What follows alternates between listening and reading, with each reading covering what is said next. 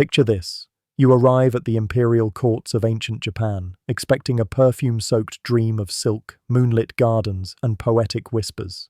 Instead, the first thing that hits you isn't elegance, it's a stench so strong it feels alive, clawing down your throat. Nobles with breath sourer than spilled sake lean in too close. Robes heavy with months of sweat exhale clouds of human musk. Behind paper screens, chamber pots stew in silence. Foreign visitors came chasing beauty and refinement, but what they found was a theatre of rot. And the performance? Equal parts elegance and excrement. Welcome to the true court of Japan. Blackened smiles of aristocrats. And if the smell didn't drop you to your knees, the smiles certainly would. Imagine the most elegant court lady gliding toward you, silks trailing like a living painting, only for her lips to part and reveal teeth black as coal. This wasn't a disease, it was fashionable. Called ohaguro, nobles painted their teeth with a sticky iron solution until their mouths looked like rotting pits. To them, it symbolized beauty, refinement, even loyalty in marriage. To outsiders, it looked like the walking dead had joined the tea ceremony. Foreign envoys wrote in horror of ladies bowing with smiles that resembled tar pits, while men laughed with mouths that looked dipped in soot. A blackened grin was meant to charm, but to visitors, it was nightmare fuel, like flirting with someone who'd swallowed a chimney. And this was just the opening act, because once the teeth flashed, the smell of those unwashed robes hit even harder.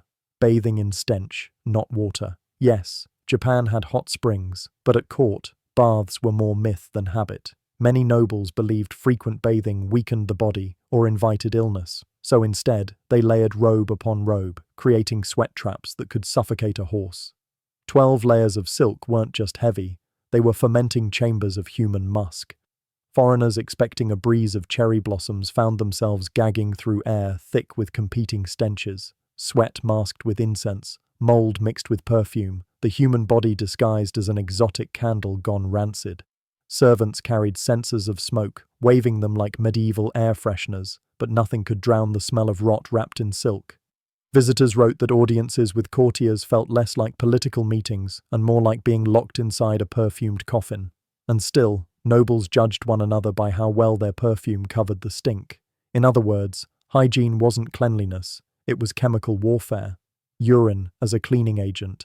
And just when you thought the smell couldn't get any worse, the palace unveiled its secret weapon, pee. Buckets of stale urine were collected and proudly used for cleaning. Clothes were soaked in it, teeth rinsed with it, and floors scrubbed down until the place glistened like a urinal. The science made sense as ammonia works as a bleaching agent, but the smell was unforgettable. Imagine bowing to a noble whose robe looked spotless, only for the faint steam of yesterday's chamber pot to hit your nostrils. Foreign envoys described the scent as clinging, impossible to wash off, like being haunted by a liquid ghost. Dignity, apparently, came bottled in yellow. At court, the mark of refinement wasn't the absence of filth, it was how proudly you wore it disguised. To visitors, it was a golden nightmare they couldn't scrub from memory. The lice-combing ritual. If the teeth and stink hadn't broken you, the hair rituals surely would. Forget elegant fans and whispered poetry, imperial courtship often looked like a grooming session straight out of the monkey exhibit.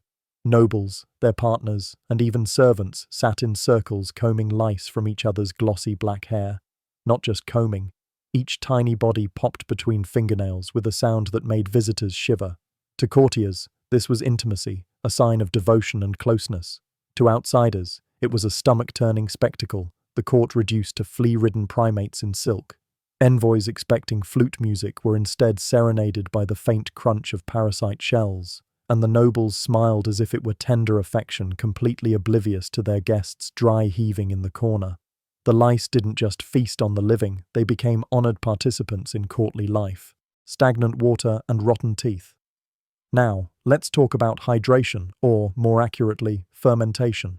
While commoners drank clean spring water when they could, court nobles were notorious for gulping down stagnant well water and endless cups of rice wine.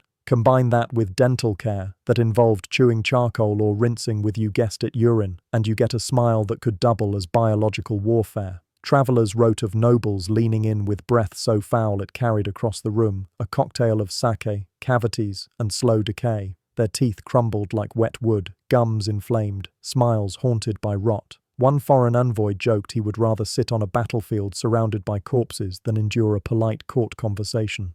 At least the corpses didn't try to whisper sweet nothings in his ear. Here, Every grin wasn't an invitation to talk, it was an assault on the senses, proof that refinement had a flavor, and it was rancid.